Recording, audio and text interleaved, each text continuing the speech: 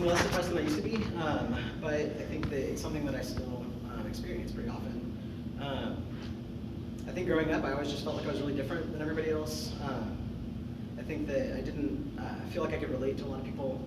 I don't know how old I was, but I was pretty young actually. I think the first time I ever actually thought about suicide. I don't know if I called it suicide, but I think that the thoughts of dying have been pretty persistent in my life for a long, long time. I tried to kill myself when I was 21. I was living in California still. I moved out to Kansas about 6 months later, I think, or so. My parents had moved out here a couple of years before, when I was like 19. I don't know. I mean, the attempt itself, I don't know how much value there is in really like going into a lot of detail. Took a bunch of pills, decided pretty quickly that it was a big mistake. I don't know. I think that for me, waking up in the hospital with my parents there, looking at me, they were actually visiting from Kansas at the time. I don't know. There was kind of like this split second realization that suicide wasn't really an option. I think that I kind of became aware in that minute that like my life is bigger than just me. It's about more people than just me. So I don't know. I think that my relationships are the things that have kept me alive. I think since the attempt. I don't know what else to say right now, so I'm going to pass it on to somebody else. I tried to kill myself in 1993. I was, like you said, depression was something that was part of my life, all my life, but I didn't know it. I just thought I was worthless. And sorry, happens every time. I'll get through it. I just felt like I was more valuable dead than alive. And I tried it and I failed. It wasn't a hospital situation. Nobody knew. Having tried it and failed was just about, it was worse than before I had tried.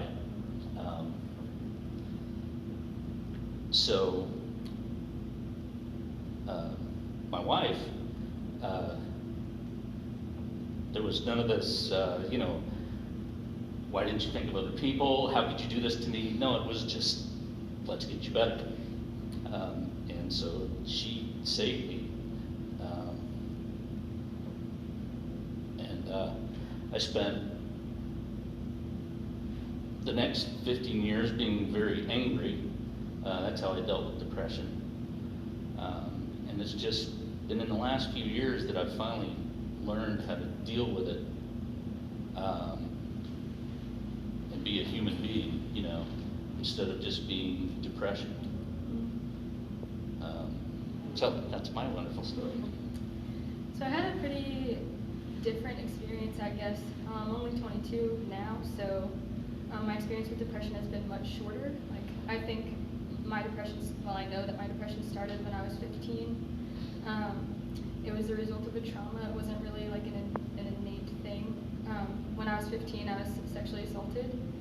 And then I spent the next period of time, like months, just feeling really scared all the time. And I was like unable to, I slept with my mom, and I was unable to get out of my car at night unless my parents were outside waiting for me, because I was afraid that the person who attacked me was going to be there waiting for me when I got home. I was afraid of the dark. I was really jumpy all the time. And I just felt so ashamed of like, well, he didn't rape you, so like you shouldn't feel this way kind of thing. I started like really disengaging. Like I would do the things that I had to do to like be a perfectionist and get straight A's and play basketball, and I would do those things, but I wouldn't enjoy them, and I didn't have relationships with people. I just didn't want them, I guess. And so I think it was I was either 15 or 16, I don't know. It was just a few months after the attack. I would just walk around, drive around, like, be like alive, but constantly thinking about ways that I could die. Like, if I was driving down the highway, I'd be like, oh, I could just jerk the wheel a little bit and, I might die. Or I could drive my car into that cliff and I might die. Or, just it was a constant, like, thought in my head. And then, so I never really planned a suicide. It was really impulsive when I attempted. It was brief. I didn't have to go to the hospital or anything like that. I didn't ever tell anybody besides my mom, because I realized that once I attempted and survived, that I had to do something about it. I had to get help. So I told my mom that this is what I did and I need help. And so then I started going to therapy, and things started getting a lot better from there. I was prescribed medication, which I'm sure you guys have experienced. Yeah. I took it very briefly. It didn't work for me. Same. Made me feel really numb. Just numb pain, yes. Numb also numb joy. Yeah. Which I hate. Yeah. Been on antidepressants for almost 20 years, probably. Maybe a little less than 20 years. I don't know if they worked for me or not. I mean, I think that maybe to some extent, they worked because I expected them to. But I don't know. I've actually been trying to come off of Wellbutrin for several years now, actually. It's difficult. Yeah. It's really hard to come off of. Right, Yeah. especially when you're taking it personally. Yeah. Yeah, and then I got really involved in this this project at my high school called the Birdhouse Project. I don't know if anybody in this room besides one person has heard of it, but yeah, and it just there was a day where I was talking to this older woman about, I was at just some sort of conference about death education and counseling, and this old woman came up to me and was just talking to me about her feelings about she lost her son, or I don't even remember the story, but I just remember her specifically saying the feelings that I felt, and up until that point, I always thought that nobody could understand these feelings that I have inside of me, and that I was completely alone in this, and that woman who had a completely different story than mine made me realize that that's just not true, and these feelings are universal. And so then I started really talking with people my age even, and learning that this is something that so many people face. And yeah, that was really hopeful for me at that point. Yeah. So, did you do therapy? Therapy? Yeah, I've actually done quite a bit of therapy. I actually did therapy. I was realizing that, I don't know, there's a lot of pieces, I think, to all the story, all of our stories. But I don't know, yeah, I was actually hospitalized a couple times when I was 19. But yeah, no, I've done lots and lots of therapy. I don't know, again, I don't know how helpful it is. I think it's definitely helpful to some extent. Well, it's got to be helpful to somebody. Absolutely. To some people. For me, I think I had 6 sessions, and it was through my work. It was free, and I think I was really getting what I was paying for. And I've derided this therapist for years, and really, she made one simple little mistake that is perfectly understandable. But we had talked about things that I enjoyed doing, and I had or things that I hated doing, and I didn't like talking in front of people, and but that I had mentioned that medical forensics was interesting. She said, "Oh no, I don't think that's for you. The forensics, you got to get up in front of people and talk." And she was talking about debate, and to me at the time, it just hit me that was so stupid that I actually laughed, and that was my last session. Looking back, it's a perfectly natural mistake to make, but for me, that kind of woke me up, and I said to myself that maybe I'm smarter than her, and she's the therapist, and maybe I have some worth, That's experience with therapy is a lot different than both of you guys.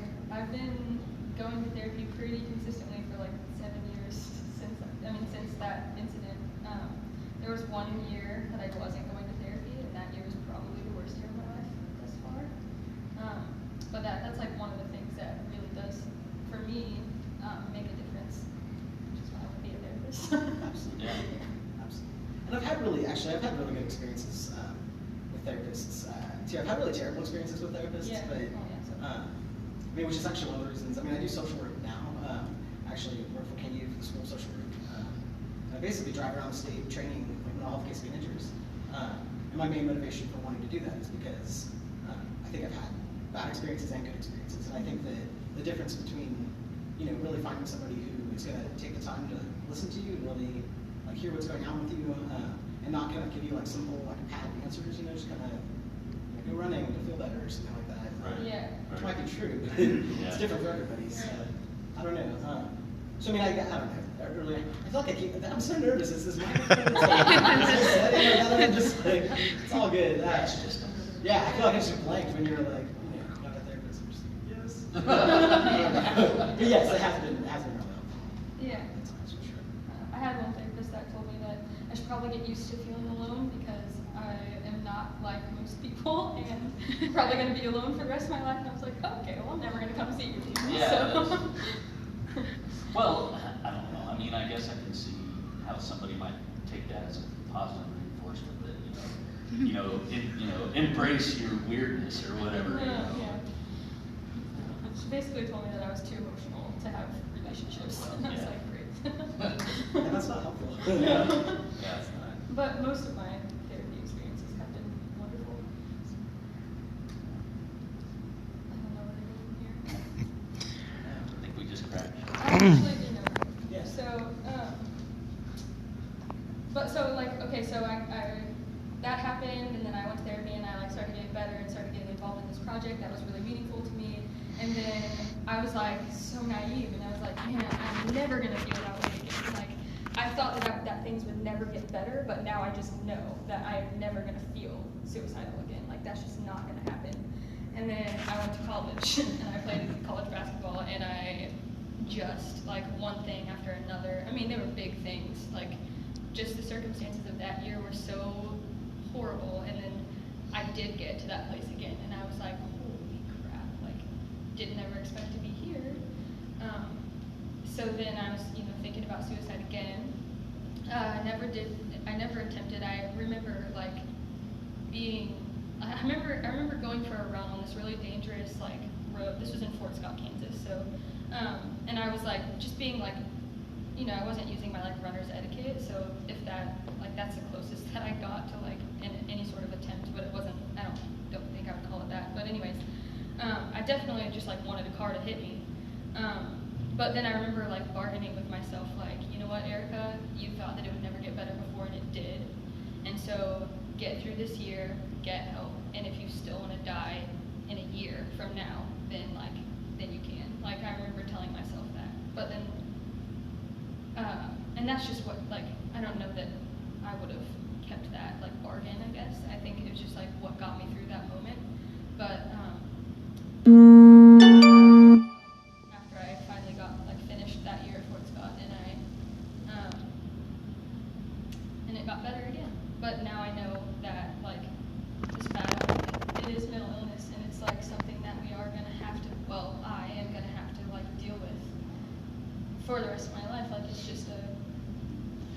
Yeah, it's not something that's going to go away. Yeah.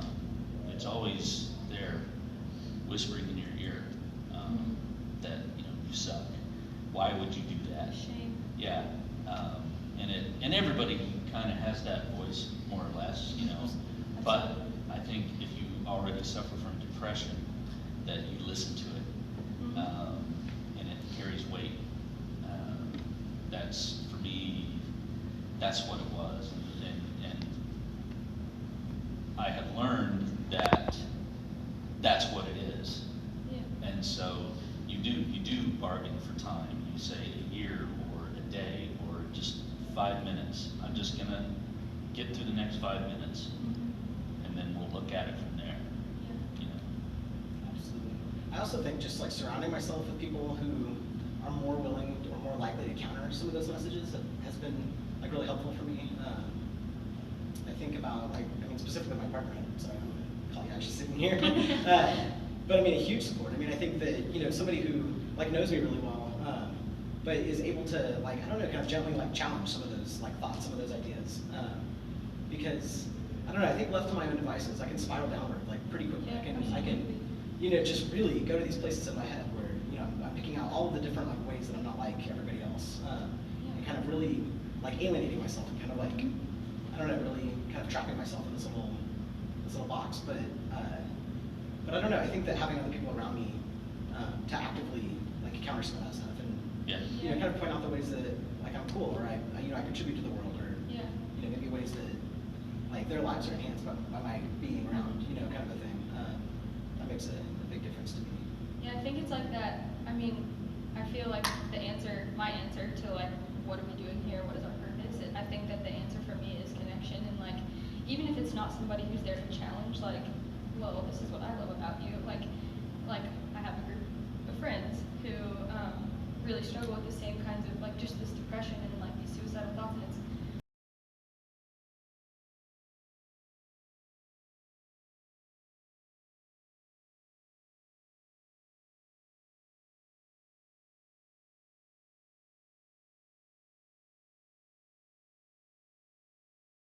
like relationships and connection.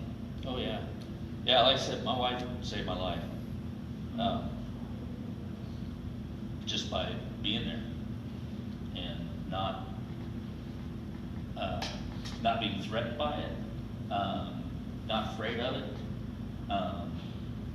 but just utterly supportive. Yeah, it's really important to find those people who are not afraid to have that conversation with you, because that is exactly what you need in that moment, I think. Absolutely. I think at least not to not be afraid to be afraid with you or something. Right. I don't know if that makes sense, but like, we'll sit with you. yeah, in it. you know what I mean, and just kind of say like, this is really uncomfortable. I don't know really what to do. Yeah. Somebody that's not just gonna brush it off. Oh, you'll be Right. fine. Like you're just having a moment, or you know, Right. whatever. Yeah, I had that experience a lot of times with my mom, who my mom is a huge supporter of mine. I would definitely consider one of my good friends today, but her response a lot of times was just like, oh, like, you know, screw those people, like they don't matter, like kind of a thing.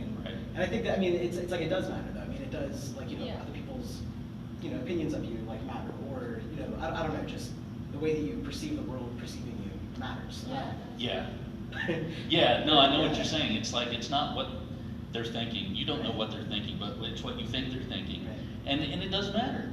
I mean, yes, you can say, well, it's just their opinion and I'm gonna move on with my life, but it is a source of another voice that's telling you that you suck. Yeah, and I think that like we get those messages everywhere too. Like we live in this culture of shame. It's in the media. It's that like voice in your head that says like I'm not good enough, I'm not pretty enough, skinny enough, smart enough, worthy of love. Like it's everywhere. And so what do we do to combat that? I guess. Stop watching TV. Yeah.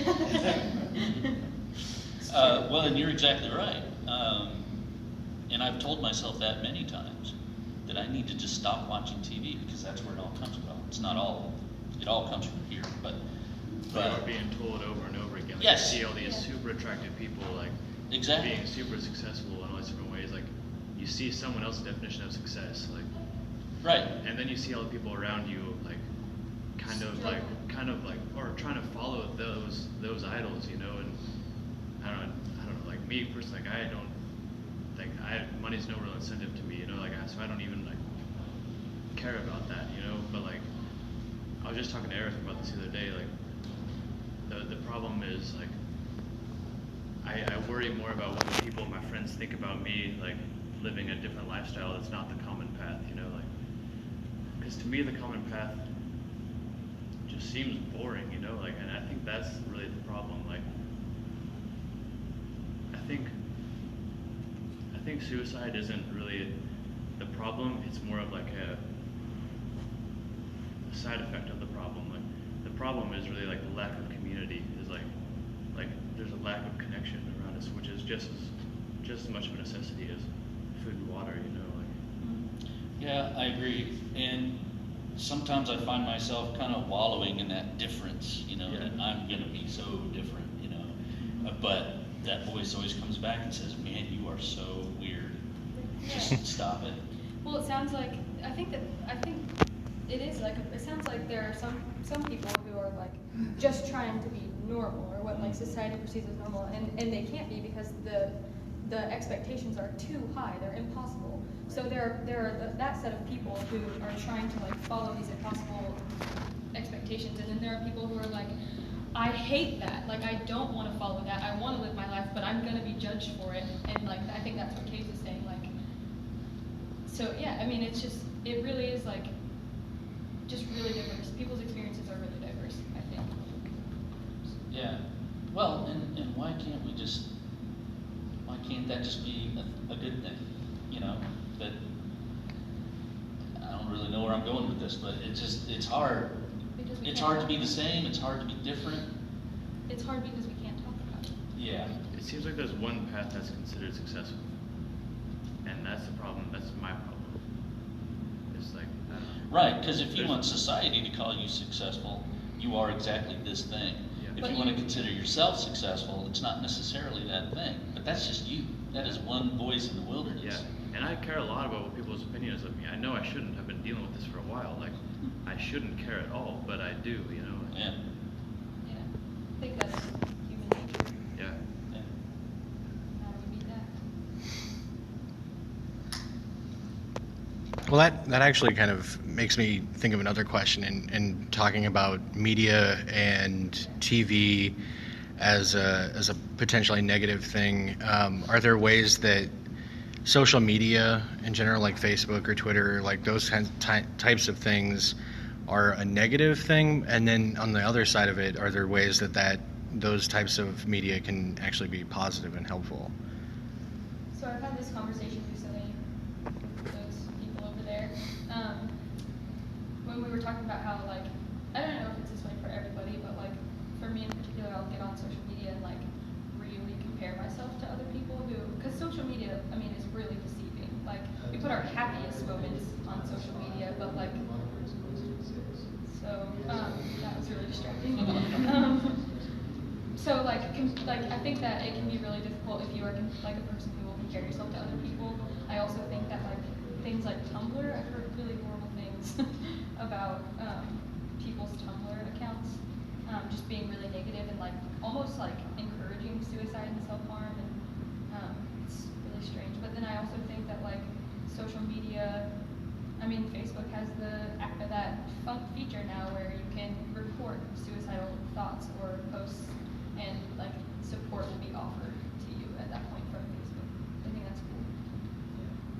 I also think though that social media, I think it opens up a lot of opportunity to like for exposure to people who are experiencing maybe similar kinds of Yeah. circumstances, or I don't know, some similar kinds of experiences. I always think of like basic empowerment theory. You know, you get some folks together who have shared experiences and kind of develop that like critical consciousness together and kind of like externalize like a lot of the turmoil that you feel. I think like earlier you were saying like, you know, it's all in here, it's all in your head. But I think we actually live in a world with active like power structures that are designed in a way to kind of, I don't know, maintain status quo and Yeah. really kind of suppress people who appear to be any kind of different. So gender, race, class, you know, able-bodied versus, you know, somebody with a disability, or just all those different kinds of intersecting oppressions. And I think that one thing that I really love actually about like Facebook and like LiveJournal back in the day, I'm a trans guy, like transgender, was born like biologically female, and back in the day, like with LiveJournaling, it was like that, like I gained a whole like access to all these different, you know, folks who were experiencing really similar things as me. Yeah. Like, you know, I don't know, just the opportunity to like see all these photos of like different people from all over the country that Yeah, it's really are experiencing valuable. something similar. Yeah. Yeah, as the old guy on the stage, and I'm active on Facebook and just started on Twitter, and I'm certainly not illiterate in any sense on social media, but for me, it's kind of a sideline. It doesn't hurt me, it doesn't help me. It really is, it's a sideshow for me. What I also find, sorry. I'm sorry, Erica, I just wanted to add, for those of you that are interested in this, this has been studied. It's called either the Facebook effect or the Facebook depression effect. They have measured this, that people tend to feel worse about themselves after a period of social media use. And this theory, or this sort of emerging science, is also connected to something called the attention economy.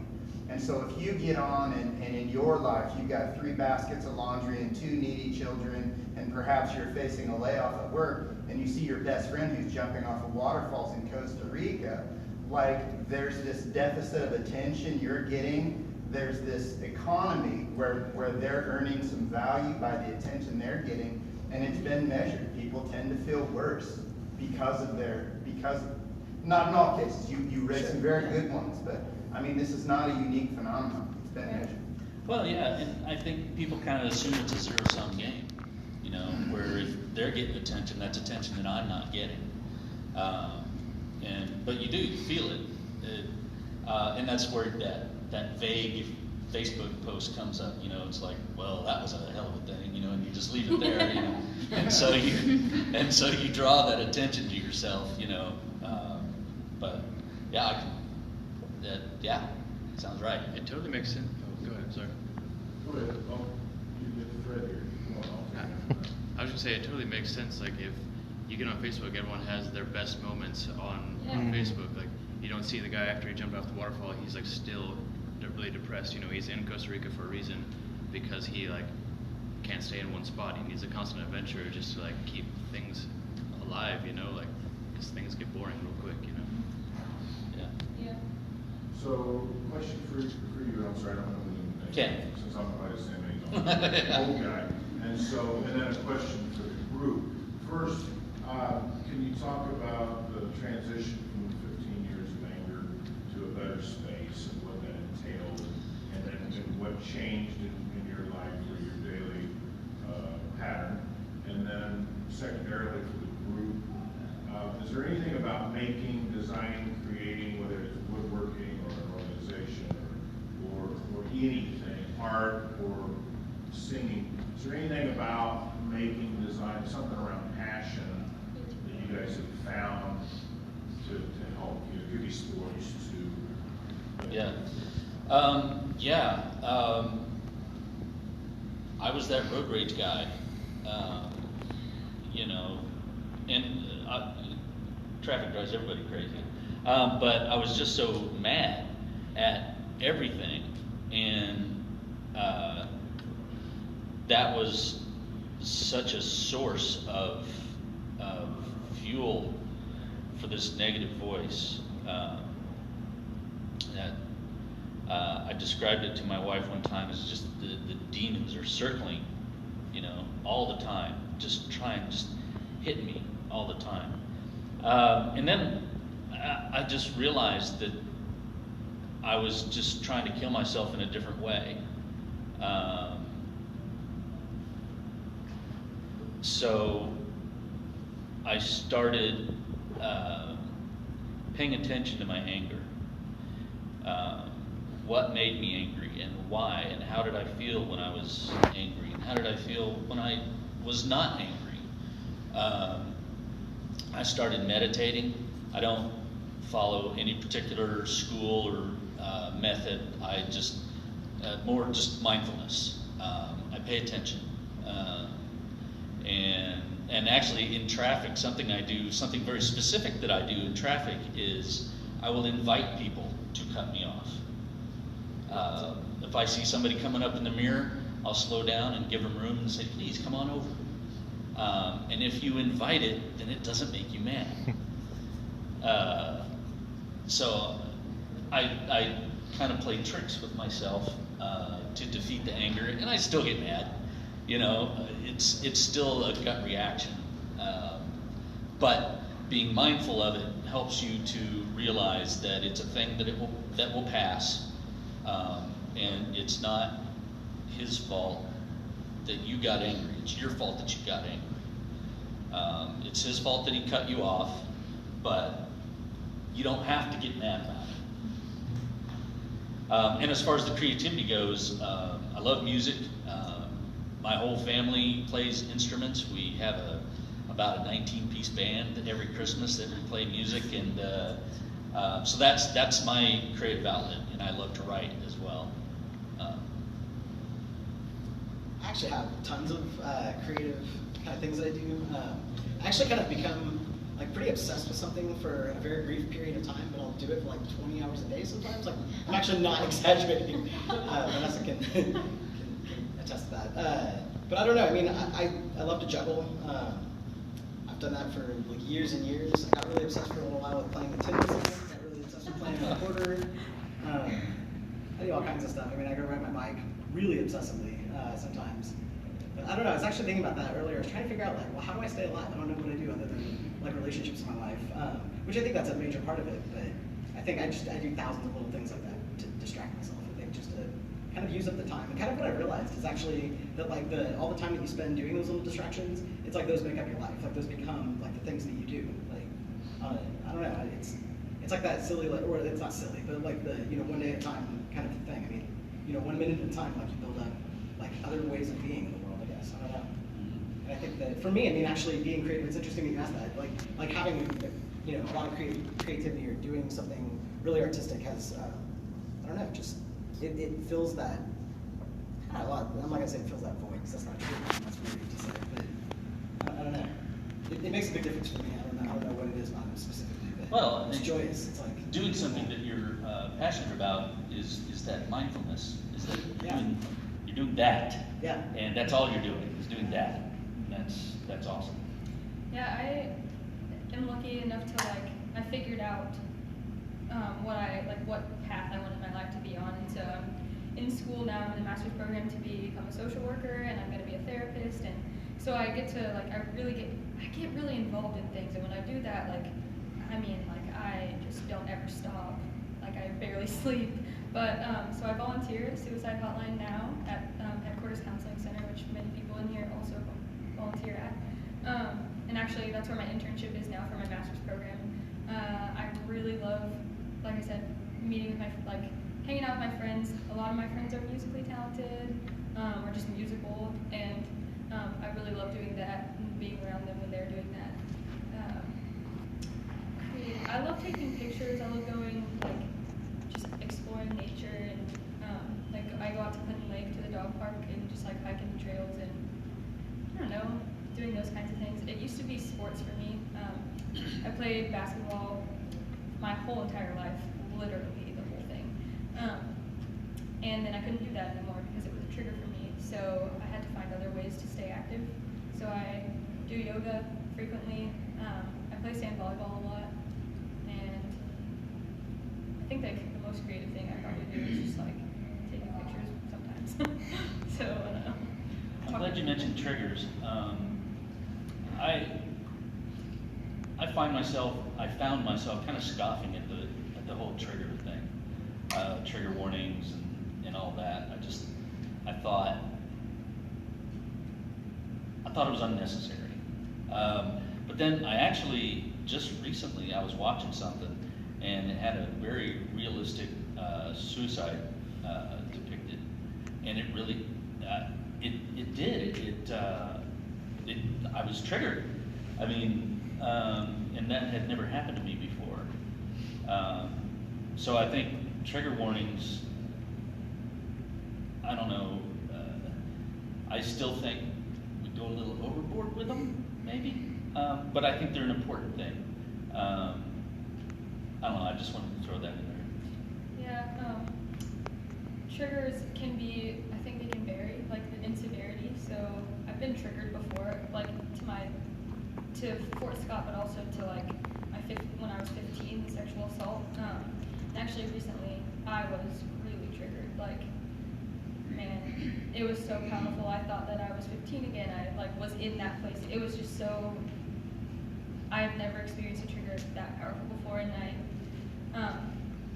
so I stopped sleeping, and I started getting these headaches for weeks and weeks and weeks, and it's just crazy how trauma and triggers of trauma can really impact your body too. And now I have to go to two therapists, a physical therapist, chiropractor, I have to do yoga, like all to reduce stress. And that's not gonna last forever. It's just now because I was triggered, but it's something that I'm currently dealing with, and it sucks. I feel like sometimes, I don't know, sometimes I think it's weird. Things that I find a lot of hope and inspiration are like sometimes the same things that trigger me. Like just kind of depending on like where I'm at, just kind of like what, it's kind of like my inner child. Like, yeah. I'm actually a huge fan of trigger warnings because I think that, I don't know, I mean, I think that sometimes it's not really explainable what you're triggered by or what kind of, you know, I don't know, like I think that, I think that people get triggered by all kinds of things, and I think that, I think it's valid. I think it's definitely, I just feel like we live in a really violent world. I feel like we live in a world that, like, not just like violence like video games or like, you know, TV or something like that, but like, you know, just like our daily interactions. Like, I was struck by something you said earlier, like inviting somebody to like cut you off. It's like one of the, I'm not like religious or spiritual really like at all, but like one of the only kinds of like religious or spiritual kind of like concepts that's ever made sense to me is this thing that Dalai Lama says that is like basically like actively like approaching somebody in a different manner, like actively, you know, sort of like being the first person to smile instead of kind of assuming that the other person's going to do it. And it really is, I mean, kind of amazing like how you can create like very different experiences in the world. But I think, I don't know, like it just brings me back to this idea that I think that like our world is really violent. I think that for me, without being really vigilant, that was totally freaks me.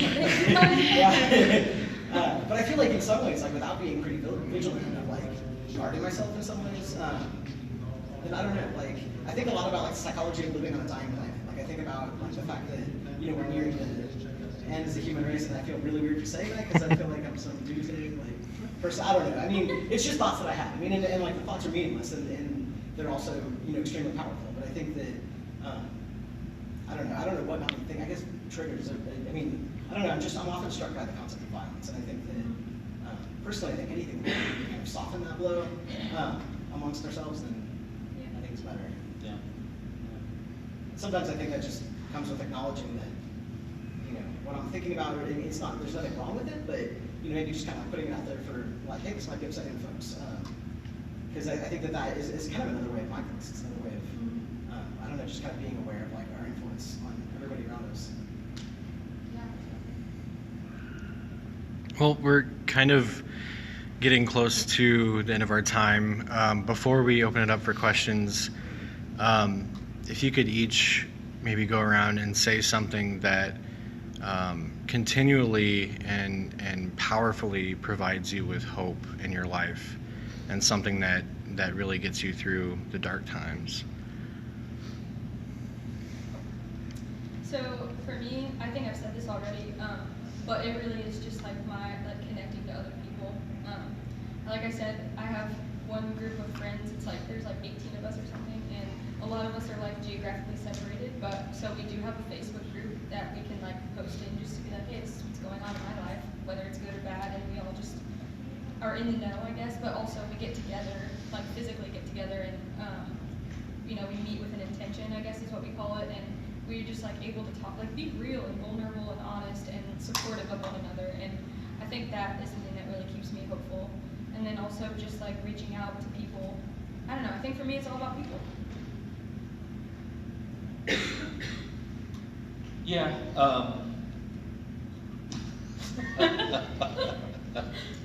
Well, let's just keep that to yourself.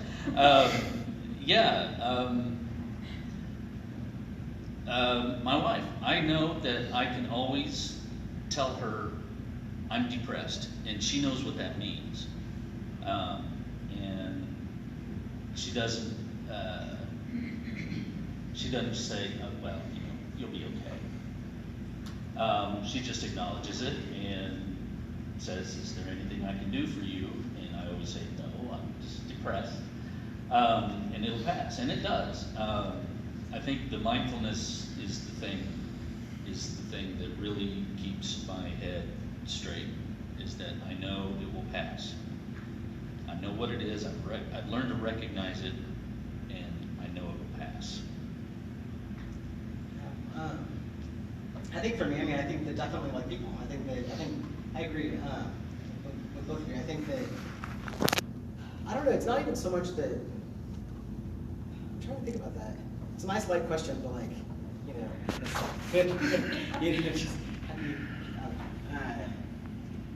I don't know. I mean, sometimes honestly, I think that like what literally keeps me alive is responsibility to like the people around me. I mean, it's not even like this, you know, I still know that somebody loves me, because it's not really about that. It's not about, you know, well, other people in the world love me, so I have value. It's more like I can't physically do that to another person. Like, I mean, just for me personally, I mean, I think that I still live my life in a lot of fear. I think I experience like, I mean, I just think about death a lot, like on a very daily basis. And it's not necessarily my own death, but, you know, I'm terrified of my partner dying. I'm terrified of my parents dying. I'm terrified of my friends dying. I'm terrified of my cat dying. I didn't even used to like cats. I mean, but she's, yeah, I don't know, she's awesome. I mean, honestly, I think that another just comforting thing for me is my cat. I mean, if I'm really like mad at the world, I mean, it's hard to like pick her up and I don't know, not soften myself, because one, she'll scratch me and run away, but I mean, literally, I mean, it's I don't know, it's very comforting. But I think that for me, it's literally about like I can't do that to somebody. I can't.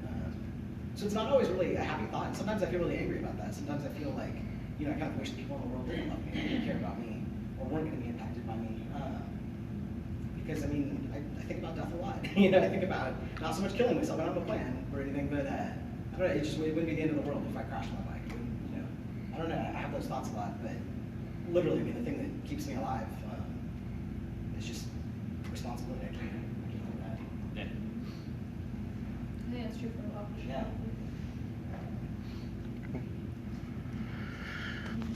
What kind of questions you guys have?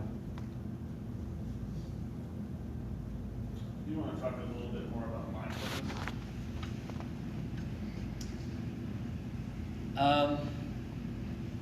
Well, like I said, I don't follow any particular technique. I just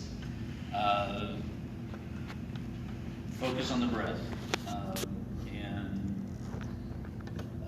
and anything else that you think about, it's okay. Acknowledge that you did, and come back to your breath, because you can't stop your mind from thinking. It's going to do it. It happens to everybody. It happens to the Dalai Lama. It happens to everybody. But you acknowledge it, and you come back to your center, and whatever you're doing, just do that. If you're walking, walk. If you're working, work. If your mind strays into that dangerous territory, just say, okay, you were there, now come back. I think about, well, a therapist taught me to think about like my thoughts as like literally like thoughts floating down a river, and like I can observe them and I could like acknowledge that they're there, like, oh yeah, there's that thought, see you later. But I can't like let one grab me and take me with it. So I don't know if that is like mindfulness, but it's just like that's like what I have to do sometimes to not get into that darkness again, like in that spiral. But Caves has talked once about like what he does for mindfulness. Do you want to talk about it? I can only have to be outside, and I sit and think about, or I sit and focus on my breathing for like 5 breaths, you know, like really deep breaths, like I'm breathing in right now, a full deep breath, and then breathe out.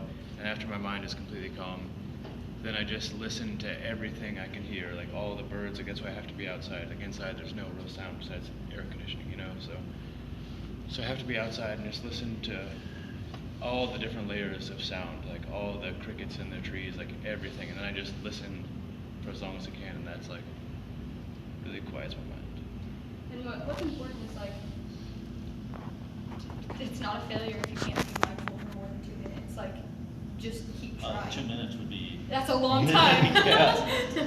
I mean, I think it's really important that's the semantic significance of saying that you're practicing mindfulness, Right. because you never master it. It's always the practice of being self-aware.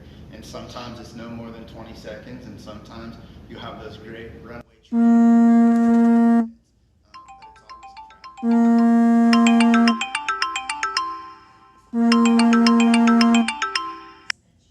No matter what you're doing, whether you're doing laundry, or you're washing the dishes, you think about that. Only what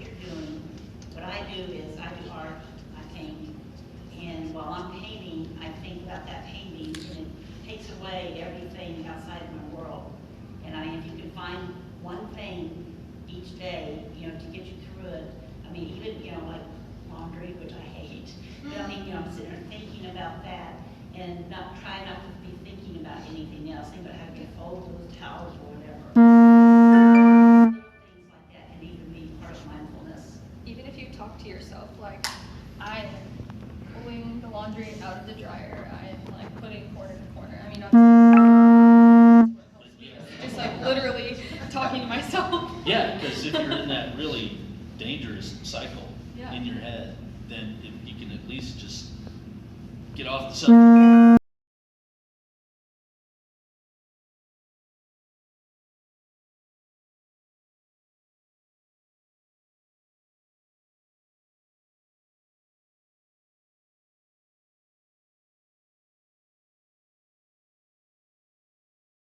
You know, like, I don't know, like, Senses. yeah, you know, or I actually really love to do my laundry. I love to do laundry so much. It's outrageous.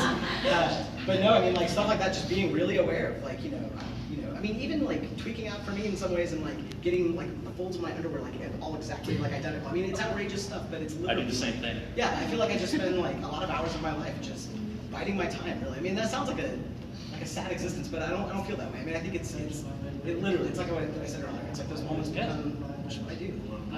I finished folding a t-shirt and it's wrinkle free and it is just so awesome. Man, I love sitting in the dryer for weeks. I love singing like Iron Man when I'm ironing. Like, I'm not kidding. Like, I don't know, it's funny. It's awesome. I love it.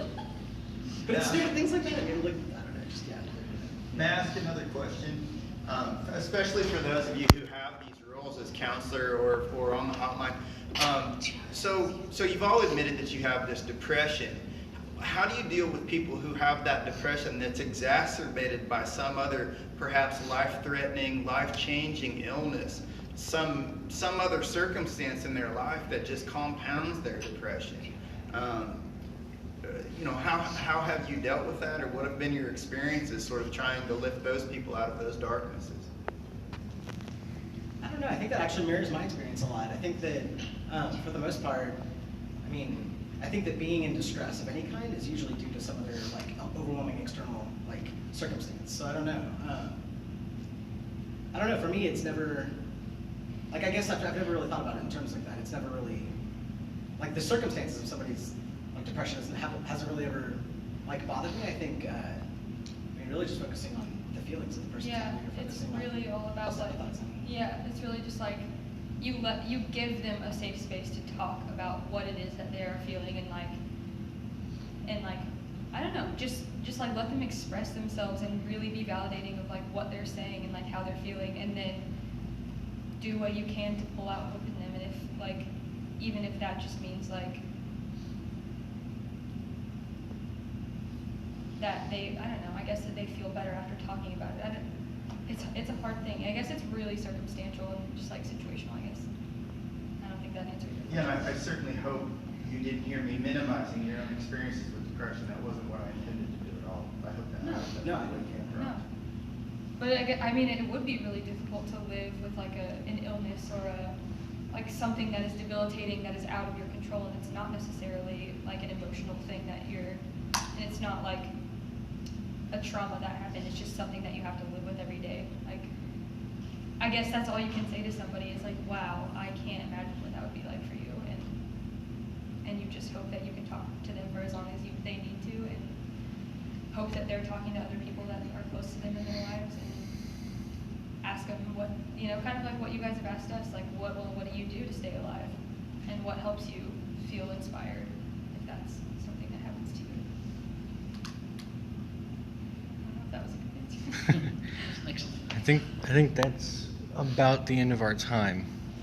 So thank you all very much. Thank you. It was a great conversation.